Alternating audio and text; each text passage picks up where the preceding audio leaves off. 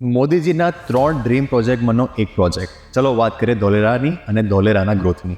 ઇંગ્લિશમાં એવું કહેવત છે, ગુડ થિંગ્સ ટેક ટાઈમ. મોદીજીનું જ્યારે ડ્રીમ પ્રોજેક્ટ ગિફ્ટ સિટીનું હતું ત્યારે લોકોના ખાસા બધા ઓપિનિયન્સ હતા. આજે તમે ખાલી ગિફ્ટ સિટીમાં આંટો મારી લો, you can see the multinational companies which we never imagine. Interestingly Dholera સાહેબ ખાલી 1 કલાકનો રસ્તો છે અમદાવાદથી. ટાટા જેવી કંપની 91,000 કરોડનું એમને ઇન્વેસ્ટમેન્ટ કરતી નથી. યસ, ધોલેરામાં અત્યારે એરપોર્ટ બી આવી ગયું છે.